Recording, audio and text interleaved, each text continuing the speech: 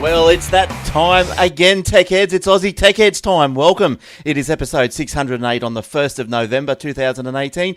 I'm your host, Glenn Goodman, and we will go through the stories of the week that have tweaked our interest and see what we come up with. And also, probably, look, we did something different this week. We put out to you guys on the Facebook what you would like us to talk about. We got some responses, and we'll see how that goes. See how fast we can think on our feet, around here at the Tech Headquarters.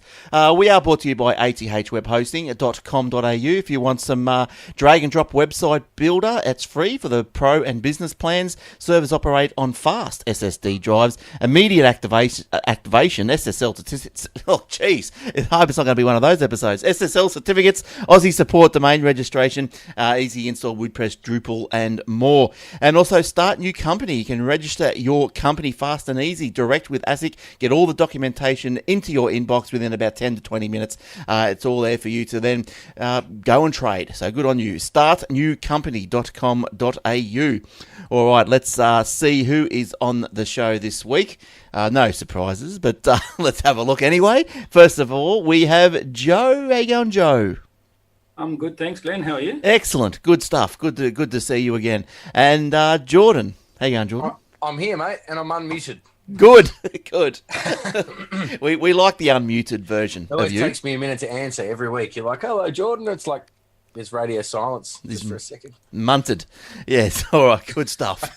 Now, look, you can find other shows on the the Tech Head Network, the Aussie Mac Zone. I'm sure they're going to enlighten you with all the recent developments this week about new products from Apple. Wacky do, eh? Tim Cook, he gets out there again and announces another increase in profits for Apple. So that'd be nice. All the devices he's just announced, laptops, Mac Airs, and all that, all increased in price. But we'll go into a little bit of that later. So you can get that all the in depth on the Aussie Mac Zone. You can also get the Aussie Tech Crypto and My Tech Opinion. And they're all on iTunes or your favourite podcatcher. Aussie Tech Radio, tune into that. You can, put the earplugs in and go and listen to some random tech shows if you like. They're all shows from Australia. And I hope you find some interest with that. You can get us on the facebook.com/Aussie Tech Heads. Hello, Facebook, who are watching us live right now. So I hope you're having fun. YouTube.com/ Aussie Tech Heads. That's right, I nearly got mixed up. All right, and yeah, you know the rest of it, just do it every week. All right, so where are we going to start this week? I guess, just get it out of the way. Do we start the show with... Now, let's start with something just completely different, eh? Let's start with this one, a bit of a talking point, I guess. Let's start with socks. Now... when you go to conventions or you go to a little, little get-together or promotional do, you get the odd T-shirt here and there and all this sort of stuff. But apparently the trend these days now is instead of T-shirts, you get socks. Now, this was a story that I found, and it was by a Simon Sharwood. Now, this is it was more of an opinion sort of piece, so that's why it's going to be a bit. I'm going to read it a bit because it's more him, writing or talking. So as Simon says, he goes to 30 industry events a year, and the food, the venues, and the keynote speech are nearly always the same. One thing is new branded socks are becoming more and more common giveaway than branded T-shirts. So he decided to find out why. Now, there's a place called, I can't even pronounce this, but it looks like Nutanix. Nutanix, go for your life. Nutanix, head of marketing for Australia and New Zealand, summed up the reasons why socks have stepped up. And he said, from a vendor perspective, they are inexpensive to produce, easy to ship. So also, I'm sorry, it was a girl. What was her name? Jade. Sorry, Jade.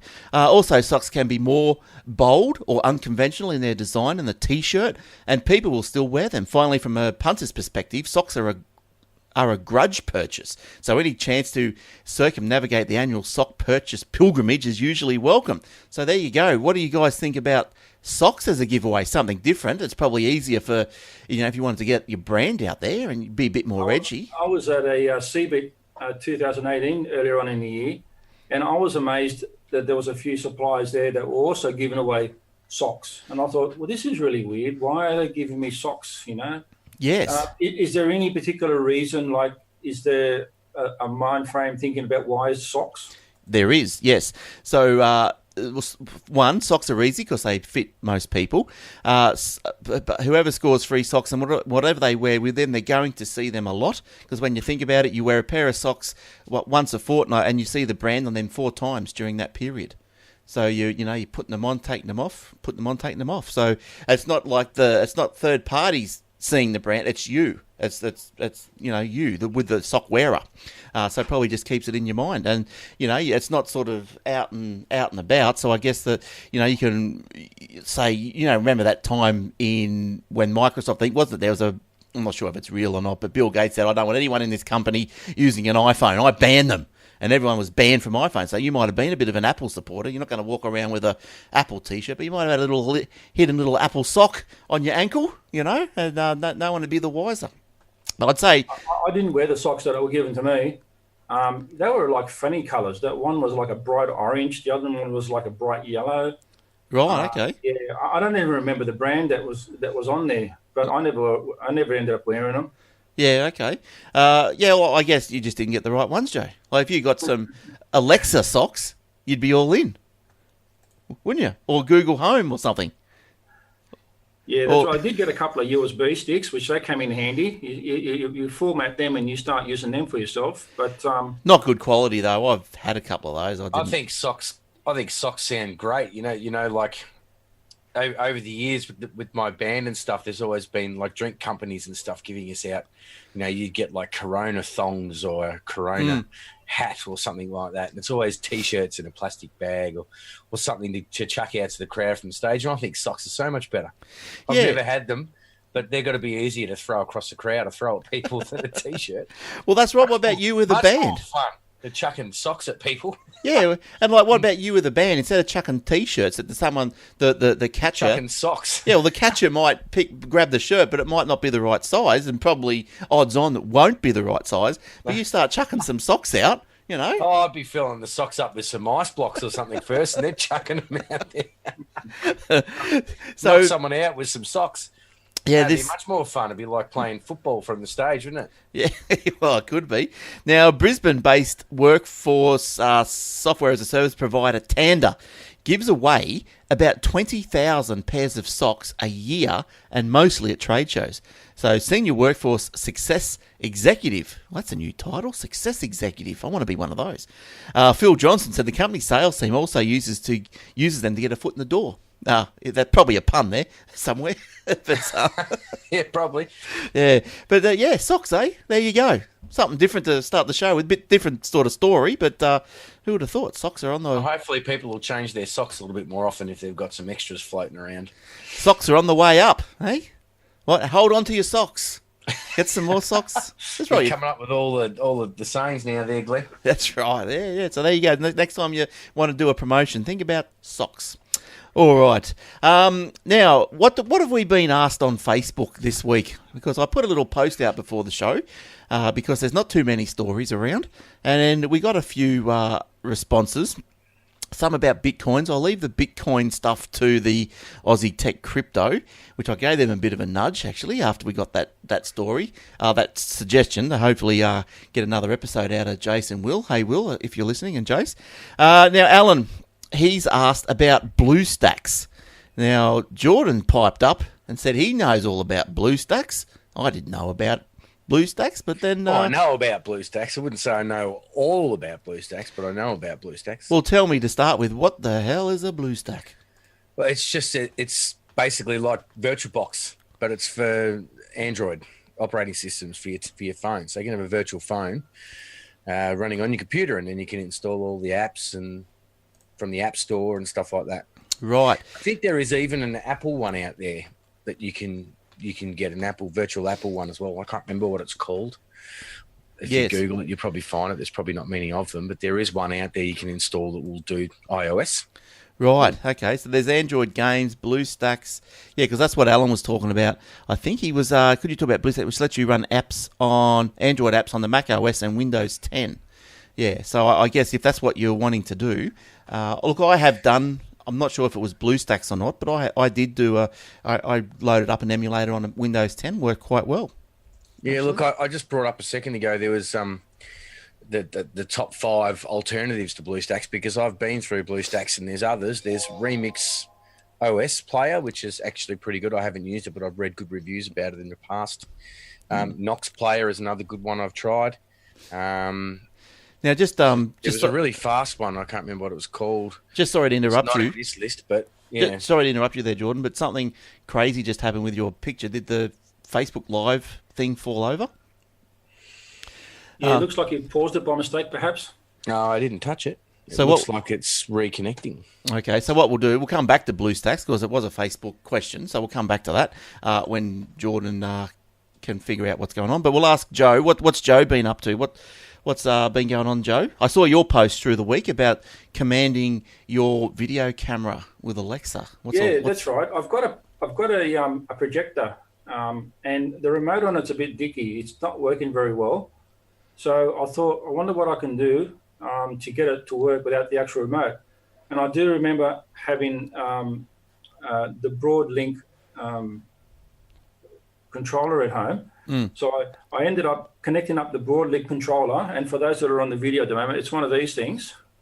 Yeah. All right, it looks like that. It's just like a triangle type thing, and it's got a USB connection on it for the power. Yep. And that's pretty much it. Inside the device, there's like little LEDs that monitor Wi-Fi and monitor RF frequency.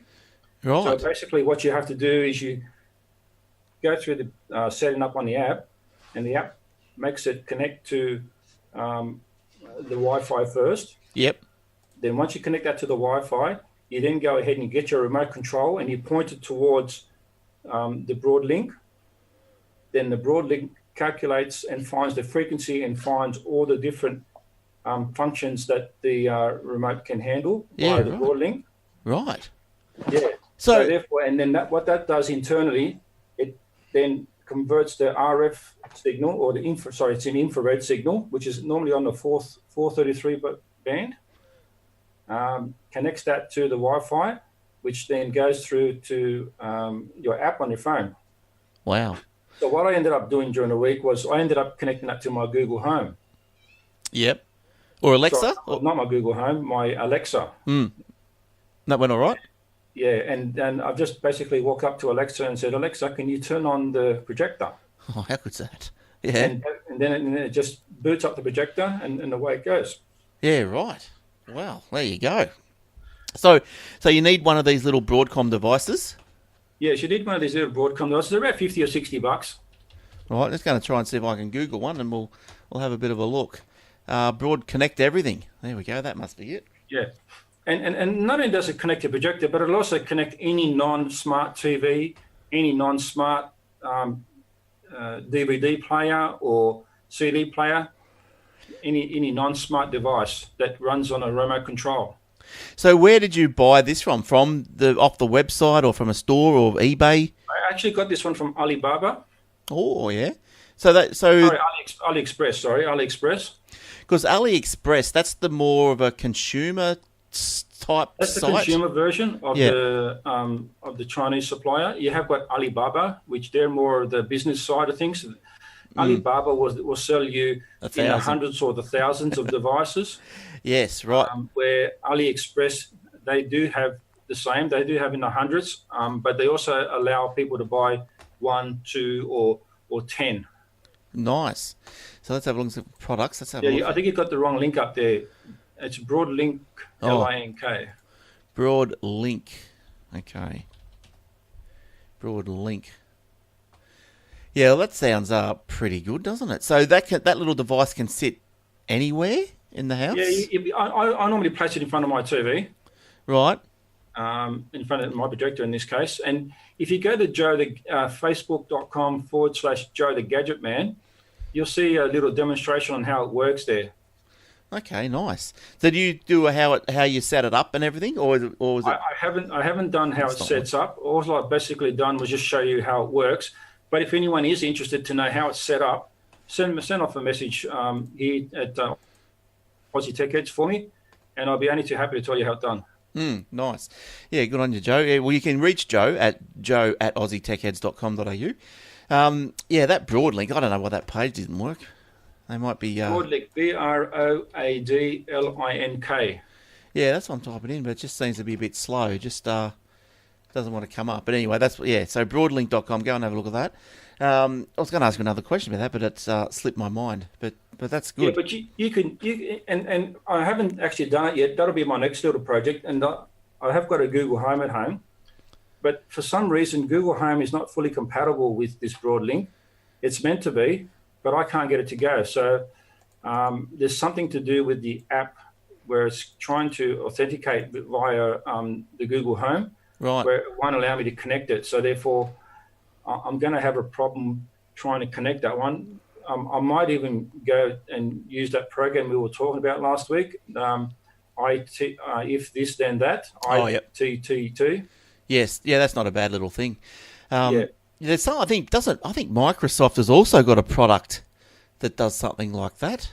The Office 365. You've got to be a subscriber to the Office 365. I can't think now what that was, but when I was looking through it was something very similar. Yeah, there is a few different ones around that can do this sort of thing. I went with the Broadlink because it does. It's got more support with the Google Home and the Google and the Amazon Alexa.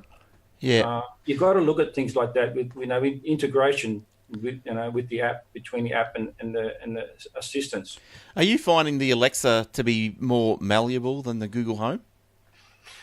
Look, I found that they're two different devices. It's hard to say. I don't say it's not as smart. It is as smart, but it does different things better. Right, right.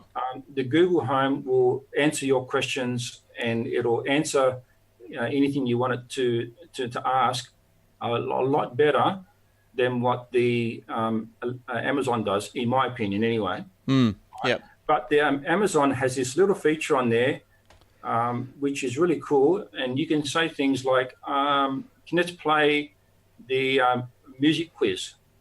Yeah. And the Amazon will then pop up this little message, and it'll say, okay, we're going to play the music quiz, and the quiz is a series of 5 questions, and it'll spit out a question with 5 answers or 4 answers, and you've got to pick A, B, C, or D.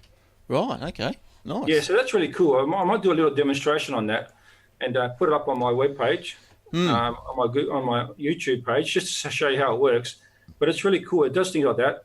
I'm not very good at that, but there is another one there that does ask me questions about Android. So it goes through and it asks you all these different questions, and it asks you 5 different questions about Android, and starting from what version was ice cream, and it gives you 4 or 5 options, and it's like multiple choice answers. Yeah. Okay. So these Alexa, which one have you got? I've actually got the top one there, the Alexa Echo Dot version 2.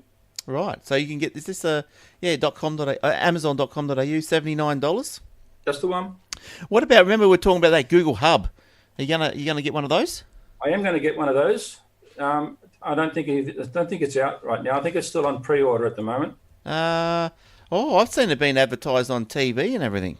You think? Oh, really? Okay. Yeah. I haven't seen it. So I've been looking at some particular ads on the Google. It's on the web page there, and in the Google store it says it's pre-order. So unless it's been updated in the last 24 to 48 hours. Right. Yeah, I'm just on their page now. I don't probably won't say. Let me just type in. I think JB was one of them, wasn't it? Google Hub JB Hi-Fi. Let's have a look here. Charcoal. Oh, the charcoal. I'll have the charcoal, please. Yeah, the charcoal ones to get. Oh yeah, in stock, $219. Okay, so it must have just come up within the last 24 to 48 hours. Yeah, well, I've noticed they've been, for some reason, I was watching TV and watching ads. I don't know why. The recorder mustn't have worked. But anyway, so I was watching some ads. Oh, that's what I was doing. I know what I was doing. I was watching The Block. And, it's good when you have a little VPN, isn't it? And the Kodi, because the Freeview. There's a Kodi app, a Freeview Kodi app. And so I jumped onto the Kodi app because, the Block say is on at 7 o'clock. But 7 o'clock is your time, Joe, in Sydney, lower eastern states. Well, that's 6 o'clock our time. So we didn't want to get it spoilt for us, because every time you turn on Facebook, you get things get spoilt. So then I did the free view, said I was in Sydney, and watched the block at 6 o'clock our time. That's pretty cool. So and apparently you can do it like, I don't know, you can tune into WA stations and everything, and even if you're in WA, you can watch the Eastern time zone stations as well. Yeah, so yeah, getting off track a bit. Shall we check in with Jordan and see how he's going? Can he hear us? Come in, Jordan. I can hear you. Yeah. How you going down there? Oh, I don't know what's happened. You've got me on half the screen. Oh, there we go. No, just half, because it'll fix up when the Facebook thing comes back. Oh, okay. It hasn't. The internet dropped off for some reason, just on that one machine. I've trying everything. It just can't seem to connect. I've just checked all the cables and everything. I've been under the desk. So it's still can't off. Still can't get it to come on now. Now I'm rebooting, but. Oh, do you want to do? If it comes on halfway through, I'll launch it. If not, we'll just continue on and post it later. That's fine. Yeah. With that Google Hub there, Glenn. Yeah. There's a friend of mine asked me during the week whether it was compatible with the smart doorbell. Oh, yes. Well, it is. Only with the Nest. It's 100% compatible with the Nest smart doorbell, the one that Google makes. Right. But if you're thinking about getting Ring, which is the Amazon version of the smart doorbell. Yep. Now, Ring will work by commands, and it'll work by talking and to whoever's at the door. But for some reason, I've been looking into it, so it won't show who's at the door. It won't stream the picture or the video of who's at the door on your Google Hub at the moment. Right. Okay. Right. Well, and they reckon that's coming. Well, I don't know whether it's deliberately left out by Google so that people can't use the Ring, and they actually got to buy the Google Nest, which is the Google version of it. But you don't want to be, like the less apps that you've got to open or whatever, the better, isn't it? You don't want to be opening 500 things up every time you want to ask how to cut a pineapple and open something else to find out who's at the door. And if it can all work together, it'd be nice. Well, that's right. And the problem is that here in Australia, the Google Nest smart doorbell is not even available here yet. So I have looked. Kogan be able to import it in for you. But they want like $330 or something like that, $339, something like that. So just quickly before we get off this subject, so if you want to do, so I just saw the Google Hub there's dim the lights, lights dim and all this sort of stuff. Now, if you've just got like probably 90% of the places in the country, they've just got normal light bulbs, normal light switches. How do you get that functionality, like into your light switches or into the system, into the electrical system? There's a few different ways. You can buy replacement bulbs, right? That are actually already Wi-Fi enabled, like the Philips Hue lights. But they'd be pretty expensive, wouldn't they? They'd be like $30. They are fairly expensive, but you can get generic brands out of China, obviously. Right. They're a little bit cheaper. I've actually got one on order, and it's coming down. Ali? China, which I'm going to test myself. Yeah, from AliExpress. Yes, Alibaba actually. So when you do order these things from China, so they'll send you an Australian compatible bulb? Absolutely. Right. I mean, I always ask for an Australian standards. It has to be Australian standards. Otherwise, I won't plug it into my house. No, it'll blow up. Can you imagine plugging in something that hasn't been gone through Australian standards and been approved? Well, if you plugged in, like, what's America? They're 110 volt or something. You plug one of those into ours. They're dual power. They both run on 240 or 110. Right. But it's more just the standards of whether they've passed the certification, so that they're safe to use on the home. All right. Okay. Well, let's move on to something else like the Google Doodle. I don't know if you guys would have seen the yesterday or whenever it was, Halloween, 31st of October, the Google Doodle. I saw it and I went, oh yeah, that's for Halloween. But little did I know until today that was a game. Did you know that was a game? I had no idea it was a game. Did you saw the Doodle? so to speak? No, I didn't see it. No. Yeah, well, there was a... Let me see if I can get a copy here. Where's that Are you link? talking about the Halloween one? Yes. Yeah, oh yeah, I've seen that one. Yeah, because you would have Googled yesterday. That's right, yeah. I've seen the Halloween one, but I didn't play the game. No, neither did I. So, look, I'll just see if I can get the screenshot of it there. That's what it looked like. And apparently it was a... Google has reached, apparently, what they're calling an impressive milestone, launching its first multiplayer game, The Great Ghoul Duel. So if you're easily distracted or prone to procrastination, you should avoid playing this game, apparently. The aim of the duel is simple. Let's see if I can play it and see what happens. And so give you an idea. Oh, it's going to make noise. I don't know if I can turn that off. I'll go host game. Yes. Start game. Okay. Is it going to make noise all the time? Can I mute that up there? There we go. So you're green. Okay. So the aim of the Great Ghoul Duel is players navigate a creepy themed landscape while you're hunting down and wandering spirit flames. Okay. So I don't know. Let's have a look here. I don't know. Oh, what are these here? If anyone's got one of these Google Homes or Google Home Minis, you might want to ask it to... let's get spooky and see what happens. It starts playing all these weird and wonderful, scary noises. It's really right. Cool. Well, what about I saw someone had an iPhone on the weekend who I was talking to, and so a lot of people do, I guess. But one of the things to ask Siri was, why are fire engines red? So go and ask Siri that and see what she says. I couldn't believe it. Went on for 10 minutes. So anyway, this Great Ghoul Duel. You hunt down wandering spirit flames, their respective zone. Whichever team of 4 collects the most flames in the allotted time wins. Players are able to steal flames from each other, making for fierce competition. Oh, there. The Great Ghoul Duel invites players from around the world. It's a doodle first. Players can choose to host a game with up to 7 friends and family via a custom invitation link, or just play with randomised players from around the globe. The mic's off. To turn it back on, slide the switch on the Great Ghoul Duel allows players to explore different maps as one of the 8 different characters and achieve blah, blah, blah, blah, blah, blah, blah, blah, blah. So there you go. And so if you've missed out on it, you still get it like I've just done. You just Google Doodles, and then well, maybe don't Google that. Let me. The archive is at. Where's that? What's that? Why can't I see the whole URL? Oh, that's annoying, isn't it? How am I going to see that URL? Okay, google.com/doodles #archive. There you go. I'm sure you'll find it. Yeah, cool. All right, how's our friend Jordan? Is he off the air? He's under the desk. Yeah. Oh dear. MIA, missing in action at the moment. Do you want to leave it, Jordan? Don't worry. They'll watch it on the YouTubes. So I have kind of left it. I just was trying to plug in. I think my little switch under my desk might have just packed up because I've lost control to my mixer and everything. My audio mixer that I mix the sound with. I've lost everything. Oh, okay. Well, so, let's. I don't know why it has, but I've just plugged the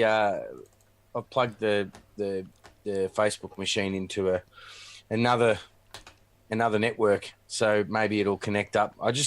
It's working, but I just couldn't get Zoom. I lost Zoom because there was no internet. Yeah, okay. So as soon as it connects to the internet, it'll be right.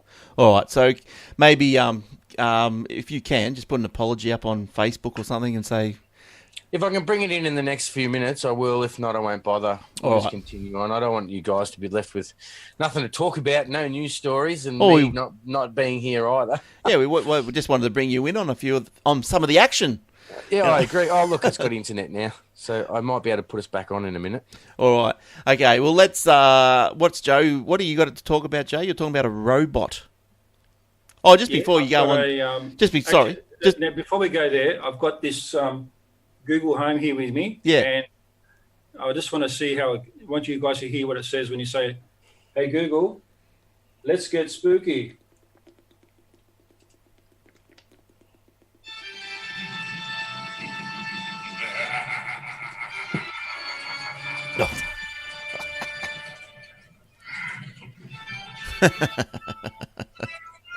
How cool is that, eh? Yes. That's fantastic. Yeah, that's pretty good. I wonder if that's going to last all year round. Oh, it's still going. Okay, that's it. Hey Google, that's enough now. She takes direction like a good assistant. That's very good. It is. Yeah, apparently people have been using that to use their lights around the home. They connect up by their Google Home, and they make all the lights flash different colors and all these little ribbon lights that go around the windows and so forth. Right. They have a really lot of fun. I'm going to try and set one of those up myself, actually. That sounds like fun. Yeah. Oh, it's all fun, isn't it? All this sort of voice-activated stuff. It's great fun. Yeah, so you're moving from voice-activated stuff to robots. Yes, I have a story here about LEQ. Now, I'm not sure whether you've heard of LEQ.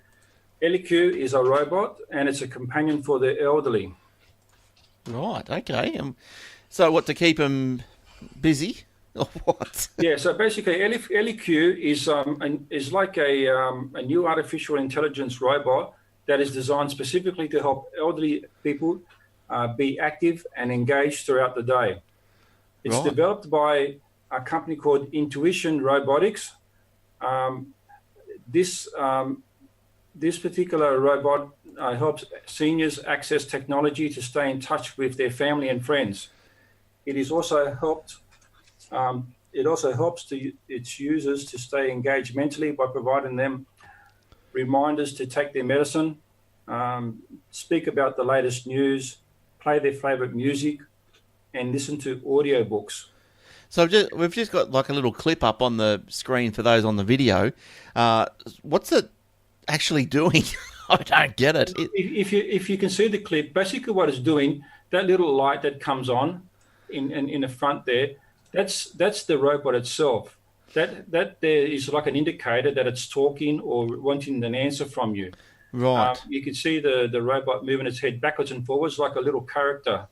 Yeah, okay. So it's sort of got sensors on it that faces you when you talk to it. Right, okay, right. And so there's two items sitting on a platform. One's this robot face thing that looks around and talks. She's got a little camera in it. And what's the other thing? Is that the speaker / microphone? The platform it sits on has got like a built-in speaker, and then on top of that, there's like a stand, and that holds up like a tablet. It looks like a 7-inch tablet to me. I can't sort of see the size. Mm. And the tablet, provides, video signals. You can see at the top of it, you can see like a little half moon camera there. Yes, yeah. Yeah, okay. So that's LEQ, ELLIQ. Those who are interested. Helps, did you say, so this doing exercise or playing one-on-one games? Yeah, nice. What else does it do? Anything else? That's pretty cool. Well, it reminds you of different activities. Like, for example, if you haven't interacted with it for a few hours, it'll come up and say to you, hey, do you want to play a game? Or, hey, do you want to listen to some music? Or when it's Mother's Day, or when it's a birthday or something like that, it comes up with little audio messages on the day saying, it's Mother's Day, do you want to call your mother? Or it's your son's birthday today, do you want to call your son? Oh, right. I was going to say... Sure, and basically all this has got to really got to be programmed into it, obviously. But once it all is, it's got like a little app on the other end that someone can actually contact you and talk to you via the tablet. Now, the tablet doesn't stay there. You can actually pick it up, walk away with it, have it in your hand, use it like a reading, to read books and stuff like that on it. So it's just like a normal app, like a normal tablet. So something like this, you couldn't program Alexa to remind you about things like say why cart the whole thing around the platform, the little robot-y thing. Couldn't you just get Alexa in the corner? Do they have apps to remind you about things? You probably could, but this is designed specifically for seniors, and the people who designed this device called LEQ work only on specifically for that reason, for seniors, so that they get the best out of it. I guess, yeah, looking at it, you can almost give the robot part of it a bit of a personality. Like you could, I get that. Rather than just looking at a stationary dot like Alexa Dot or Google Home, and that could be a bit impersonal. This could be a bit more personal bit more personable, you know. Oh, yeah, I get that. I get that, Joe. Yeah. I'm on board. I know what's going on. I'm Yeah, on board. so- You keep talking about these homes and Googles and everything, and I've had one ear to you guys and one ear to everywhere else. Are we back online there? Yeah, but you still only got a half screen of me. I don't know what's going on there. That's Hang all on. right. No, that's me. You keep talking. I'll fix you up. Don't worry. I've got to pin the video so it stays. There we go. But I was going to throw in just something at random now because you've been talking without me in my half concentration. But speaking of Google Homes, did you see the thing that Spotify announced today about the Google Homes? No, tell us what happened. They if you go and buy a family subscription, they give you a free Google Home. What? Hooray! So, okay. So, I've already got a family subscription. Where's my Google Home? I'm sure it was. I think it may have been the Google Home Mini. Is there a Mini or the little That's grey? right. Yes, it is the Google Home Mini. Little grey one. Yes, Free. it's the little one. I'm not complaining if it's free. Oh, give me a look. Hang on. So how much is a family subscription then? Glenn, you must know how much it is. $17 a month. Yeah, that's what I think they said, 15 or $17 a month, and you get a Google Home Mini. Oh, come on. Let me have a look at this. Where do I go? Is this in Australia or everywhere? Spotify, Google Home. I need a mini. I can have a free one. I put one in the toilet. So you'll have to cancel your subscription and then restart it again, though. The new Google 21 hours ago. Let's have a look at this one. Let's read this. Okay. At least I'm finally back with my full concentration now after Facebook going offline. I must apologise to anybody that comes back. I don't know what happened. I think it cut out and I've got it back on. So you've missed about what? How long do you reckon you've missed? About 10 minutes? Half an hour. Half an hour? So there was a couple of topics that Joe talked about and Glenn talked about regarding what, Joe? The Google robot or something? No, this was called LEQ. It was a robot for seniors. Oh, okay. So maybe if anybody wants to catch up with that, they'll have to jump on the podcast once once Glenn gets it up. I think Spotify, Google Home. It might only just be for US. Google Home, Australia. Let's have a look. There's no reason why you couldn't sign up in the US. I mean, I saw in the US a promotion happening now. You get 3 Google Minis for $90 or something like that. Yeah, okay, right. That's pretty cheap. Yeah, it is. They're really promoting it over there. So I can't remember where I saw it now. But for anyone that's interested, just do a Google search for Google Mini 3 for $90 promotion, and just get a cent from over there. Here, it's got to be cheaper than buying one, because one of them here is $79. Yeah. Mm. Yeah, look, I think it could just be the US at the moment. It probably is. It's a very, very new story, but I wouldn't just Interesting. forget it. That it's only in the US. It will probably spread, I'd imagine. Yeah. Oh, I'd imagine in the T's and C's it'd be something like you'd have to take out an annual subscription. You couldn't just go, oh yeah, $17. Here's me month's subscription. Take your Google Home. And it'll Scarpa. be something like that. Yeah. But yeah, that's interesting. That's where it's all going. Like there's so many of these little things. Assistants coming out and like talking of other little things coming out that just keep coming out, which you think of well and truly settled, is like the streaming apps like Netflix and this and Stan. Like you think that these have all been sorted. Netflix is probably one. They're the biggest. I'm surprised Stan is still going, to be honest. And what was that other? That not 7 Mate. What's the Channel 7 had one? Whatever that was called, but that died. So But anyway, you thought that all was dead. But now we've got Channel 10 with their brand new logo, which everyone hates. 10 All Access will launch in December with 7,000 TV episodes in its library, including archive episodes of CBS shows, NCIS, Cheers, Frasier, as well as Australian content such as Neighbours, The Bachelor, oh my God, and The Living Room, oh God. They should just take Neighbours off the board. That's enough. Come on. Come on. Oh, look, I watch Neighbours Enough's enough. begrudgingly. But, yeah, but as you know, Channel 10 was bought out, or majorly bought out, I think. I shouldn't pick for on Neighbours. It's a good Australian show. It is. It is. Yeah, well, even Channel 10 have bumped it back to their, Channel 11. So it's not even on their flagship channel. But anyway, Channel 10 hasn't revealed how much the service will cost us yet because it hasn't launched. But other streaming services in Australia range from $5.90 a month for Hey You, which I've never even heard of. Have you guys heard of Hey You? Hey, you. Someone's trying to copy Hulu. Yeah, No, I never heard of it. No, HAYU, $5.99 a month. I'll have to check it out, I guess. And up to 104 for all-inclusive Foxtel Now package. So the American CBS paid streaming service in the US, CBS All Access, charges $5.99 a month. Okay, so it's $5.99 a month for the service with ads and $9.99 a month for an ad-free option. But their library is larger. Now, the subscription market in Australia is becoming crowded. Oh, yes, we know. Netflix, Stan, Amazon Prime, Foxtel Now, HeyU, never heard of that one. YouTube Premium and DocPlay. It's another one I've never heard of. Roy Morgan, the stats dude, or the survey dude. Roy Morgan estimates over 13 million Australians had access to some form of subscription or pay TV in the last 3 months to June 30. An increase from 11.6 million from 12 months prior. There you go. So that's an increase of, 1.5 million. Netflix alone reaches almost 10 million. So Netflix is king. Let's have a quick look at HeyU. This, I'll be surprised what this is. I wonder what sort of shows this has got. There you go, HeyU.com. HeyU, reality on demand. Oh, God. Okay, that's probably why I've never heard of it. Actually, now that I've seen the logo, if you have a Fetch TV box from Optus, you'll be able to get that service on HeyU. Yeah, right. Well, so they're plugging. The first thing that came up on the website was a pop-up with Kim Kardashian, so that probably sets the tone for what we're going to see. The Real Housewives of Cheshire, Below Deck, Flipping Out, Lady Gang. You're not famous until my mother has heard of you. Okay, right. Okay, so HeyU doesn't look like one for me.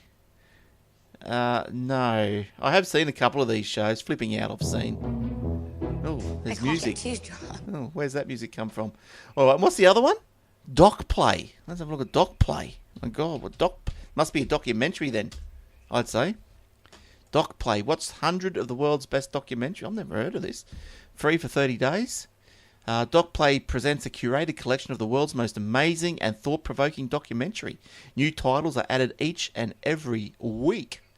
Well, there we go. The first one that comes up, My Scientology Movie. Oh my God. You know what really frustrates me about these TV services is that their catalogue is always thin. Like if you, for example, you wanted to start watching a TV series you've never seen, you'd be, you get on there and you'll find they've got, out of 6 seasons, they might have, 3, 4, and 5, but they won't have 1, 2, and 3. Yeah, right. Yeah, that'd be frustrating. Be really frustrating if you're trying to start a new show you've never seen before. So they don't keep all of their shows and stuff like that online, the whole lot at a time. Yes. It kind of frustrates me. So other great titles under the popular heading for DocuPlay: Searching for Sugar Man, A Complete History of My Sexual Failures. The September issue. I don't know. What is this? Bowling for Columbine. I've heard of that movie. 20 Feet from Stardom, Man on a Wire, The Cove, The Summit, Jesus Camp. Yeah, right. Okay. So you'd have to be pretty documentary, orientated. But anyway, that's another one. Okay, good on you. All right. What else have we got going? Well, we could go back to that BlueStacks thing now that yes. Facebook's back on. I don't know what you were saying. I was trying to say that BlueStacks is kind of like VirtualBox. It's a virtual environment that runs Android, iOS, and like I said, I think you'll find Mac iOS or iPhone iOS, whatever it is. You'll find that somewhere. I can't remember what it's called, but yeah. Yeah, so better performance on a phone. Yeah, I think it does run on the. Yeah, that's download for Windows. It's detected I've got a Windows machine. It runs on that. Yeah, BlueStacks runs on Windows, Mac, and everything. I think, doesn't it? So what's the actual specifications? The minimum specifications to be able to run that BlueStack? How does? I'm not sure. You'd have to look that up. I don't think it's a huge amount, but it is a virtual machine, so it will suck out your RAM and your CPU. Absolutely. So in other words, you're better off running it on a separate machine rather than running it on your current machine?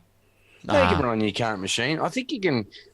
In some of them, I'm not sure with BlueStacks. It's been a while since I've used it, but in some of them, you can actually specify, how much memory you want to allocate to it. There's even a VirtualBox one that's getting around. I think it was an Android-based system. It may not have been like a mobile phone one. It might have been like the fuller Android. There's even what was that other one I think I talked about once before on the show of get the full Android, like Google Chrome OS or whatever they call it. Oh, yeah. Oh, yeah. You can get that on and download it onto your Windows and dual boot it from a USB stick. There's heaps of things like that. Here you go, Joe. Recommended system requirements. Microsoft Windows 10, Intel, AMD, multi-core and single-thread. Passmark score greater than 1,000 and virtualization extensions enabled in the BIOS. Graphics, yeah, you guys can go to the site and read all this. RAM, 6 gig or higher. SSD or Fusion hybrid drives. Internet broadband connection to open up-to-date graphics drivers from Microsoft. Yep. Minimum specs, which you wouldn't really want, is Windows 7, Intel or AMD processor, at least 2 gig of RAM. But geez, if you're going to go that, if you've got a system like that in the cupboard, I think it's going to run like a dog. Well, look, I have tried a few of them, and I would recommend that if you want to try something like that, I wouldn't necessarily recommend BlueStacks. I would have a look around, do your homework, read the reviews. There is some other ones out there that are faster and leaner. Right. There's some that are designed for gaming, and there's some that are designed just for, using email and kind of browsing the web sort of use. You know what I mean? So they don't require as much system resources. Yeah. So Okay. do your homework. Yep. Now, just as a quick note, I noticed I was talking to a guy in Sydney who's on Telstra Cable, and apparently they're now getting 10 meg up on the cable. So Really? apparently, Wow. hell, he is, yeah. And I checked back in with him in like about a week or two later and said, "Are you still getting 10 up?" Yes. So I'm not happy about that. I'm still on the same cable and on 5. Yeah, you were 5, but you were increased to 5, weren't you? That's at one right. point? Yeah. So You guys are getting 5. I'm only getting 1.5 max. what on Oh, Telstra? that's Oh, Is that why you're so blurry? Bloody hell. well, you need to change, Joe. I thought it was just my glasses. Get with the strength. Now, Alan has also put another question here, posed another question. What's going on with LibreOffice as a free alternative to Office 2016? Yeah? Look, I haven't used it. Really, I've heard all about Libra. I haven't used it. Probably another alternative could be OpenOffice. But That's the other one I was going to say. I couldn't think of the name. yeah, as far as I know, look, OpenOffice, yeah, they read... Do they write DocXs and XLSXs? I'm not sure. I think they can. Yeah, I think. they should be able I to. think they can, and if not, you may have to save it as a new document. Mm. Yeah. Look, I think these days But when there's in Linux, there's a little in Linux, Linux, whatever. There's a little app you can get that was made by Peppermint, the Peppermint OS, which was another Linux one called Ice, and it allows you to put any of the web apps and stuff into like an app shell sort of thing on the desktop of the Linux machine. Right. And I did it, and I just went to Microsoft as you do, and online and grabbed Word and Excel and PowerPoint and all those things and put them in this little Ice app, and they just open up on the Linux machine. Yeah, right. As if they were right there. So I guess at the end of the day, it's about why do you want to try and get away from Office 2016? Most answers would be price. But look, I don't know, like Office 2016, you don't normally want to go and buy it these days because it's subscription based. If you subscribe to it, which is maybe cost you. I know the most of it. The highest plan's probably about $19. I'll try and get it up, but you get so much more. I was just trying to look for what. But you can get it just you can just buy it, can't you, and not get the subscription? You can, but you need the Office 365. I know that's different. Office 2016 is different to Office 365. Office 365 is the online thing. You get all the Office 2016 stuff. I'm just trying to find what other software comes with it because there's so much stuff. Like I was really, really surprised. Partner apps, that's not it. I don't think. But really, for basic use, the free online one, I reckon is fantastic for basic use. Yeah, for business, enterprise, first line students, applications. Yeah, look, see all Office products. There's so many. So you got the Outlook, OneDrive, Word, Excel, PowerPoint, OneNote, SharePoint, Microsoft Teams, Access, bookings. Like, so you can integrate your calendar and have an online booking system. Like, that's something I never knew existed on 365. Exchange, Microsoft Stream, or whatever that, Manalytics. My Analytics, is it? My Analytics, yes, that's right. Planet Yammer, which I think is dying. Project, Skype for Business, who cares? Staff Hub, whatever that is. Sway, To Do, and Visio. Like, there is a lot. I've got a mate who was running a towing company, and they ran all of their tracking systems for tracking their drivers out there with their tow trucks and that sort of thing. Tracking all of the bookings, payments, everything, all through these Microsoft. Yeah, like I was surprised. Like, you can do with it. There's one called Microsoft Booking, simplify how customers schedule and manage appointments. Like, fair income, who doesn't want that sort of stuff? So, oh, geez, that's great. But that's with a subscription. You can't get that if you go and buy Office 2016. No, so if you go and buy Office, you just get your normal Office. You get, Word and Excel and Outlook and PowerPoint and Publisher and all those things that are included in that package. And then that's it. You don't get the online services, so to speak, that come with it. Yeah, that's right. And look, I've just quickly, it's not an ad for Microsoft or anything, but just for information, Office, they don't need my approval. Office 365 Business, that'll give you Outlook, Word, Excel, PowerPoint, Outlook, and more. It's $13.20. That's probably maybe the average one. There's the Office 365 Business Premium. How much OneDrive do you get? A terabyte, as far as I know. A terabyte. Yeah.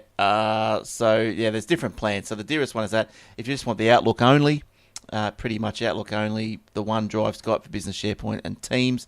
The cheapest you'll get $7.04 a month.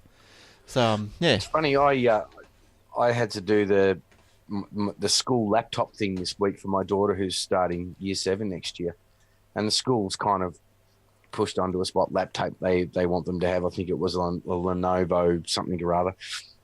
And then during the purchase online, they had a page where they wanted me to give consent for them to use some sort of Google education facility online so that they could give access to our kids to, Google Docs and Messenger, like I think it was Hangouts or whatever, and Gmail and all these things. And I rang them up and I said, I'm confused.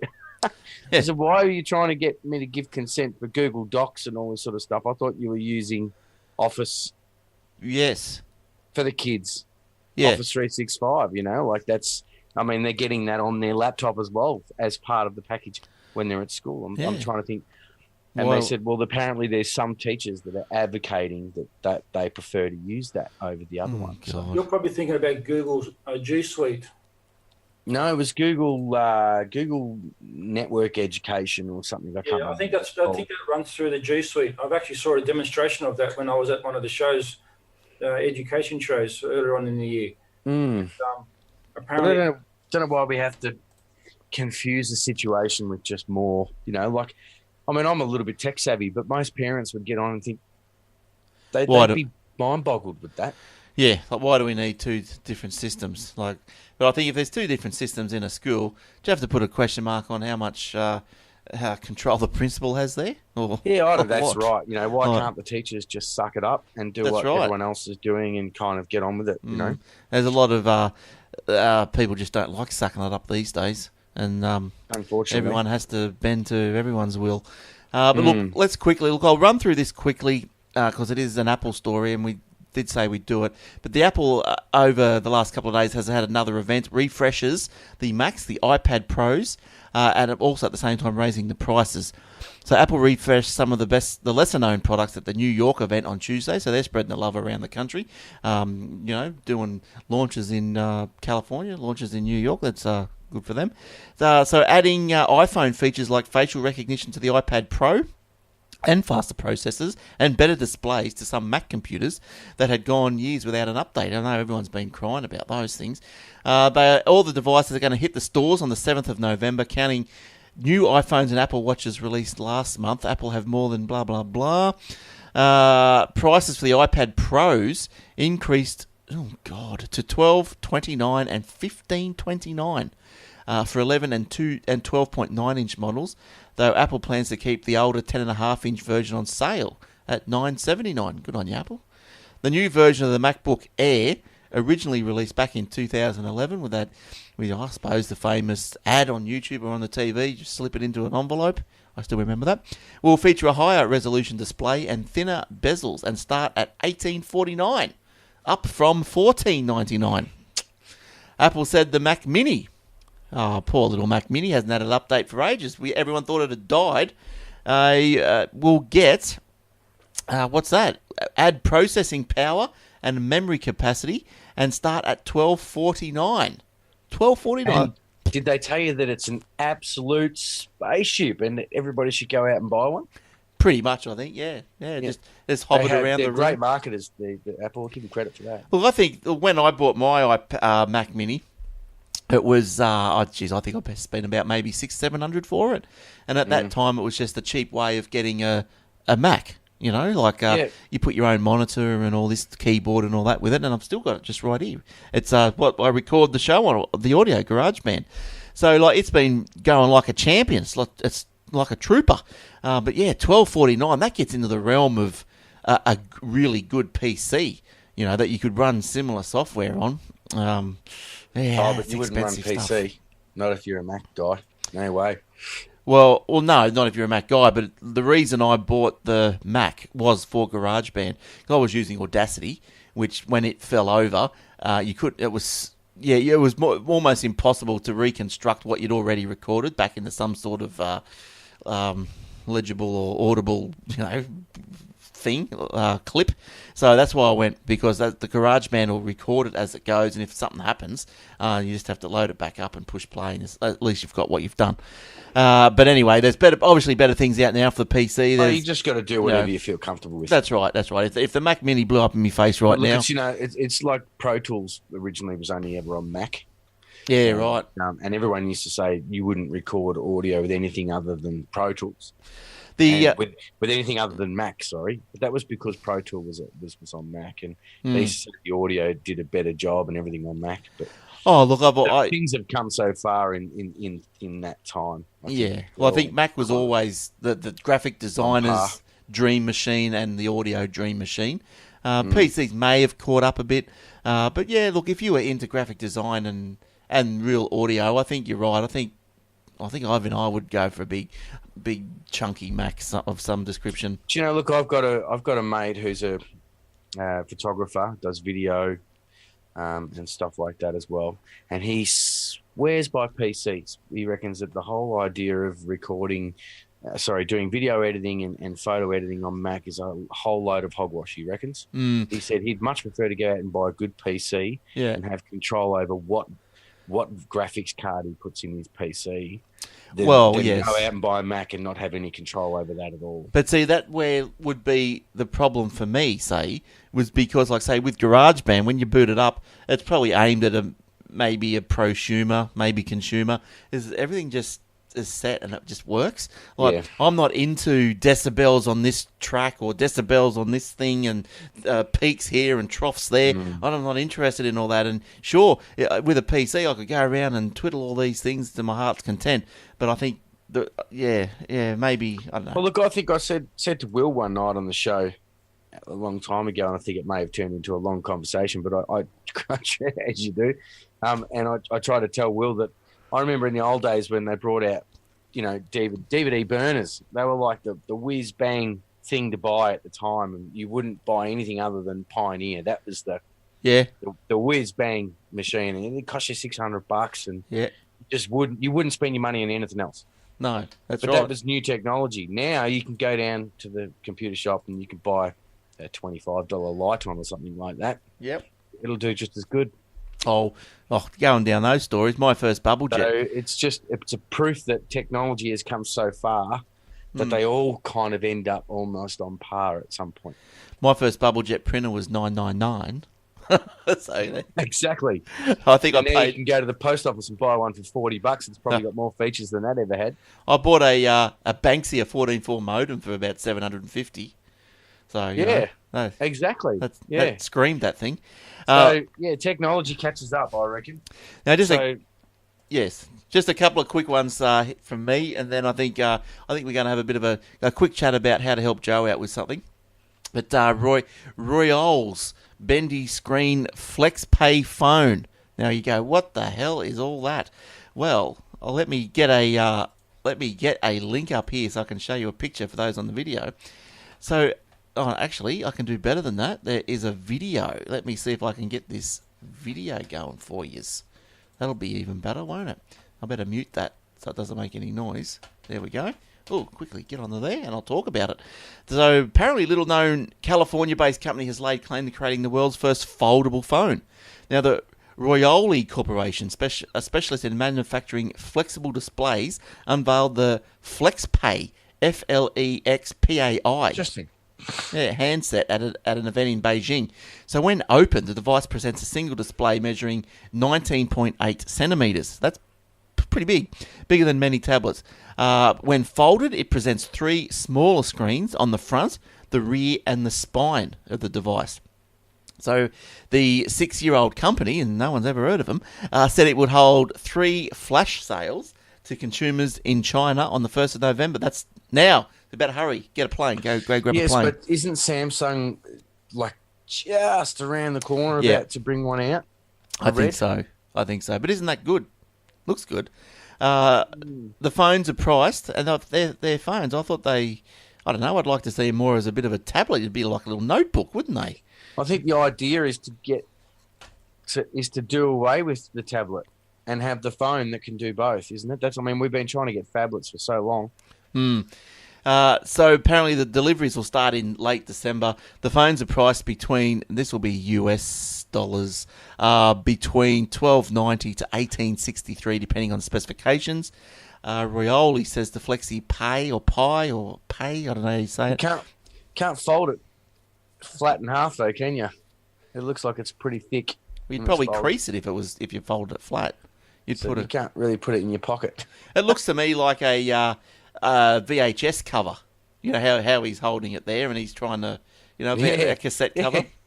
That's what it looks like, just with a screen around it. So apparently they've been tested to withstand more than 200,000 open and shut movements. So it would be many years before the action damages the picture. So who made the screen? Samsung? Not too sure. Doesn't Samsung make most of the OLED screens? I think so, yeah. I think you might be right. There's more info, but I was only concerned. Because I think even Apple's using OLED screens now, aren't they? Could be. So that looks pretty good. Now, my other little one is Australia Post.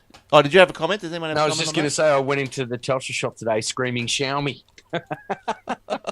Xiaomi with Xiaomi. Xiaomi, and they were like, what? What's a Xiaomi? And I'm like, it's the same as what you've got on the shelf over there. It's a Pixel 3. Right. So except it doesn't have any of the bugs a Pixel 3's got. What? I'll tell you another little one that I can't work out on mine, unfortunately, is the selfie camera. It mirrors. I can't unmirror it. So if I take something, if I've got a cup, or something, or if I've got something that I'm holding in front of me, it'll be mirrored. I'll have to put it into a photo editor and flip it. But actually, I'm going to think about putting it into the Xiaomi its own editor or something and try and, I don't know. It should just have a flip button. But Australia Post is to run more robot trials. So how's this going? Australia Post said it has regulator support to conduct more trials of robots to make last mile deliveries after a trial run in New Farm in Brisbane. I think we spoke about this. The Postal Service ran for a 4-week trial back in November last year where a robot the size of an esky on wheels re-delivered parcels instead of requiring the recipient to attend the post office. So the Aussie Post called the project its Mobile Parcel Locker Trial, and it was a 4-week trial. It made over 100 deliveries. The robot travelled about 140 kilometres autonomously. Opt-in evening redelivery service received overwhelmingly positive responses from customers and the public alike, who shared the footpath with the robot. So yeah. Yes, but what if some 15-year-old crazy kid goes, "Oh, I'll go and take that home with me and see if I can open it and get everyone's passes out." You never see him again. Well, it turns into a transformer, and it's actually a big like robot with laser guns and. Tool. Now, what would happen if someone parks a car in a driveway? How's he going to get round it? true. Who knows? I don't know.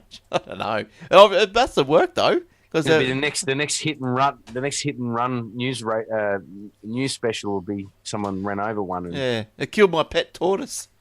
Wasn't there a few years ago something about these smart bins where they used to kick them over?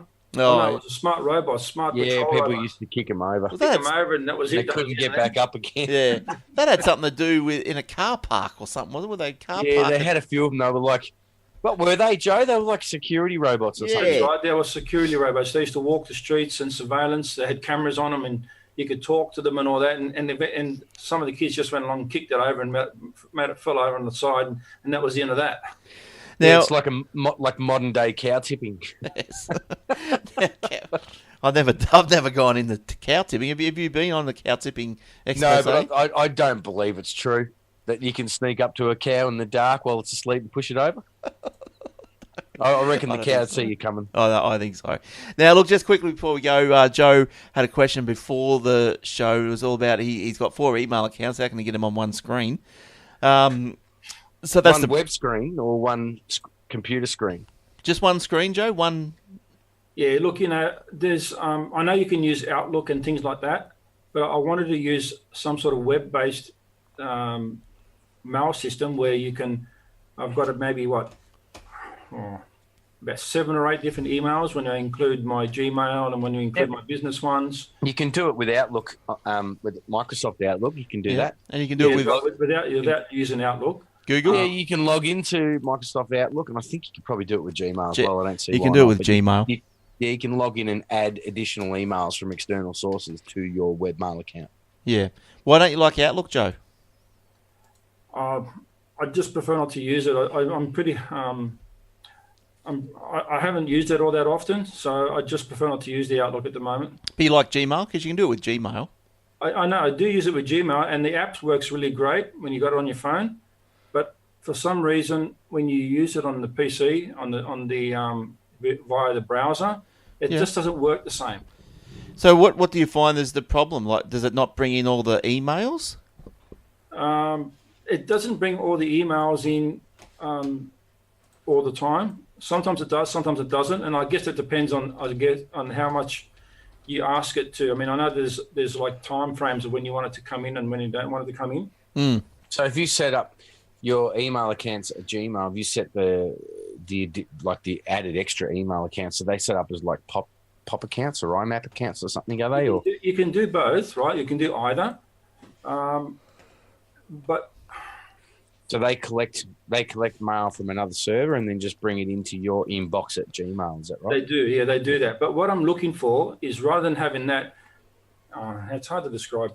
It's having them all open at the same time rather than having to go into each one of them. Right. Okay. Oh, right. you mean like on Outlook on your computer, for example, you have a list down in the tree view on the left-hand side that kind of shows you, Yes. like each email account. You can just click on it; it shows the inbox. Yeah, And click on that and one, it shows Gmail's the only one that does that, but it doesn't. I don't particularly like it. I'm just seeing if there's any alternatives out there that do it. There's just one. as well. There's one here I've just been looking into called Mail Collector, mail.com.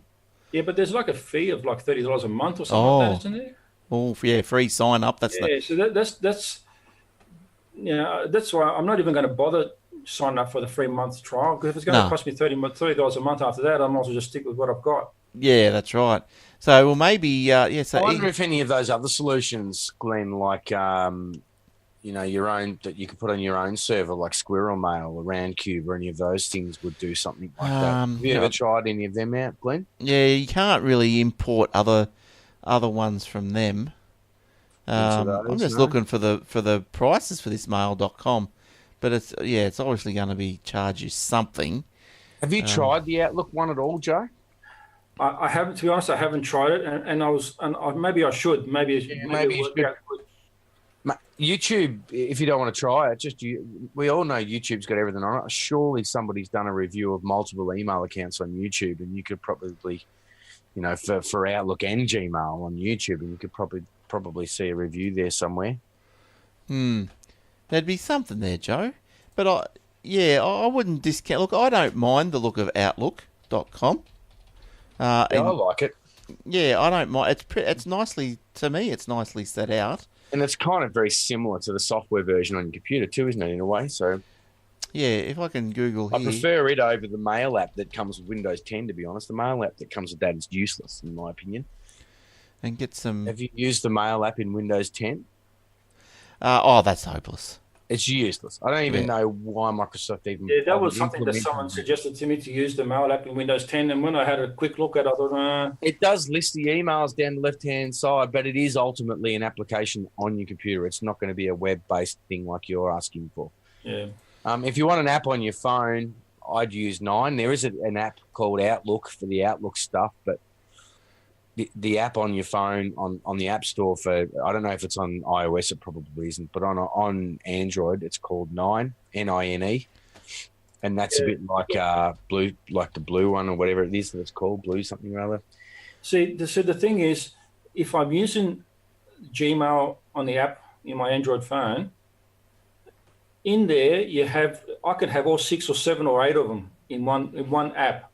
Yeah. Right? And all I have to do is just toggle between them by, okay, click here, select which one, bang, right, and it comes up. Yeah. Whereas if you're using Gmail as your server or your host server for all your mail, Yeah. if I set up, It just shows you the email. it just shows you the main one, right, and then you've got to sort of get out and then go into another one. It's not just click drop list and okay, I have that one there. Yeah, so Have you tried looking on the App Store, the Windows App Store, to see if there's any other third-party solutions? I haven't. No, this is just something I was just having a look at today, because I just become frustrated with like having to keep opening and closing windows and then trying to keep track of where all my mails are going. And you don't have Office Outlook on your computer? No. You don't have Office on your computer, so you don't have Outlook. Well, what about Thunderbird? Thunderbird, I haven't looked into yet. Thunderbird's a great email application that's free, very much like Outlook. but it's for the desktop. Yeah, for the desktop. It's not a webmail type scenario, unless you want a webmail solution. Yeah. Look, I might have to persevere with the Gmail one, because I want something that's, if I look if I'm using, well, tell me this, if I'm using the Outlook and I read something there, will it then become read in my Gmail? Yep, if you want it to. It depends on whether you use IMAP or POP. If you use POP, if you set it up on your account as POP, it won't. If you set it up as IMAP, it will. But most of the email servers like Outlook and that are using Exchange servers, so they're all pretty much preset. The moment you plug them into Outlook, it knows the configurations of them, and you don't have to do any IMAP or POP or anything like that. It's just done. So it looks like a workaround, if you like the Gmail GUI, is so for each of the other accounts that you've got, you set up a forward to your main Gmail, and then once you do that, you set up all your send as settings, so you can send from the other ones, and it'll all come into the main one. But that's a bit of a workaround. That's using POP and IMAP. Yeah, that's right. I've done that with some of my OptusNet ones, because I've got an OptusNet account. So I've done that with some of my OptusNet ones. That I get them all mail forwarded to my Gmail. But it's getting confusing now. You see, it's just like where I reckon you use it if you're using it on the one computer all the time. I reckon you use a desktop application. I recommend it. Yeah, I'm on the laptop when I'm working inside home, and when I'm in the office, I'm using the other one. I'm using the desktop.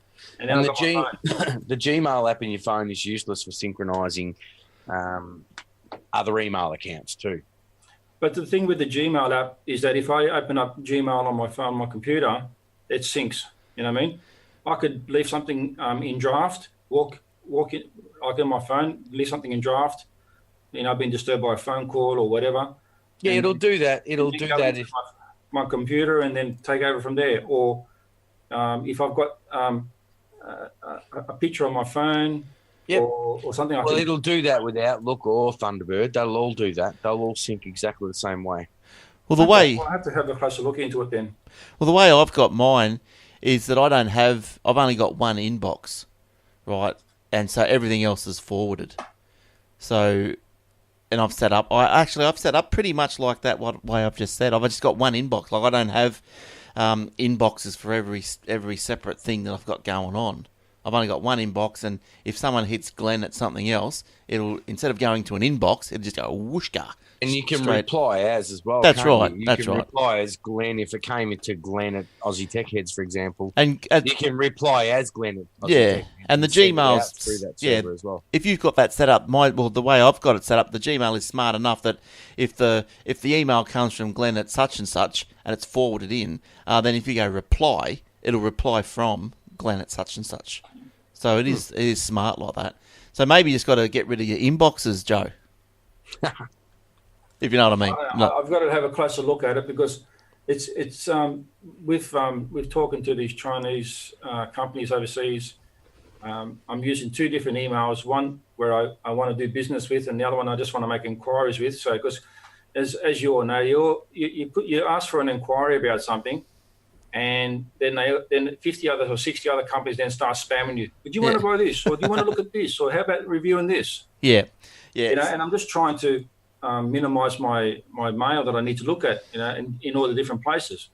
Yes. I reckon if you set up a whatever dodgy email, Hotmail or whatever, Outlook, set a dodgy Outlook one up and just sort of, I know it's an inbox, but just have it all forwarded to your main one, and then when it gets too much spam and whatever in it, just close it down. Work like that? I don't know. Yeah, you can do that, yeah. But anyway, I hope that helps in some way. It doesn't. Yeah, look, I'll have a look at what Jordan said. I might have a look at that. I'd have a look at Thunderbird for the desktop, and I'd have a look at Nine as an app. The Nine app is about $10, but it's worth every penny. You will spend more than $10 of your time researching apps on your phone that can deal with multiple email accounts in one app. Is that like $10 a month or just $10? No, it's just $10 up. That's it. It's just a one-off payment. It's $10. I like going for the free ones, and they've all got big ratings and stuff. But it's worth spending the 10 or 15. It might have gone up to $15 now. Yeah, look, I don't mind worth every 15 or 20 worth bucks. every cent that application, because it does synchronize properly with the Exchange service. So if you've got an Outlook email, I for don't mind example, spending all your 20 or calendars and everything as well. Sorry. Sorry, are you there? Yeah, that was me. Sorry, yeah, the Nine app will sync all your calendars and contacts in your phone and everything all to the contacts on the Exchange servers and stuff without issue. Whereas if you were to plug an Outlook account into your Gmail app, it won't synchronize. Like, it'll synchronize your contacts and everything in your calendars down to your phone. But the moment you try to add a contact or add something to your calendar, it doesn't get synchronized back to the main server and then back to your computer. It kind of you can't write to it, you can only read from it. But Nine kind of bridges that gap. It's just a really top-notch app, worth it every cent. Cool. Okay, I'll have to have a look at that. Yeah, thanks for that. All right, cool. Well, let's wrap it up. I think that'll do us for this week. Thanks for everyone that joined us on the Facebook live. Looks like Ray's joined us. He's watching us instead of doing work. Don't let the boss see. Don't tell the boss. And thanks for holding out for that half an hour that it went offline for. Yeah, so thanks for that. And but you get the full show on the YouTubes. Look, I'll post the link on Facebook when it comes up. That'll be up tomorrow sometime. And so that's it. So thanks for joining us there. I'll put another post up next week. Then we got a bit of interaction there with what you guys wanted us to talk about. So we'll do the same again next week and see if we can throw some some educational stuff out there between the three of us knuckleheads. We should be able to. It's more ideas for us, isn't it? Rather than us trying to come up with all the good ideas, it's good to have the input. Yeah, that's right. So, all right, good stuff. So you can find us over the Facebook or the YouTubes and all that sort of stuff. The ATH web hosting, the startnewcompany.com.au, do all that sort of stuff. And, we'll see you guys next week. Thanks, Jordan. Thanks for fixing up the Facebook Live and doing the hard yards down there. Yeah, under my desk, trying to fix it. Looks like on the fly. Looks like the sun's going down in Melbourne. Oh You got- yeah, you got the shadow, the eclipsing shadow there. yeah. It's my halo. It's my halo. It's a halo, not a hey you. Call me. Yeah, call me Beyonce. Okay, thanks Beyonce and Joe. We'll see you next week. Thanks for coming in. No worries. Thanks, Glenn. See you guys. All right, and thanks everyone for joining us. Hope you had a good time. We'll see you again next week with another episode of Aussie Tech Heads. So until then, it's bye from all of us. Have a good week. See you then. Bye-bye. And have a great cup weekend, all you Melburnians. Yes, happy Melbourne Cup. Yeah. Catch you later.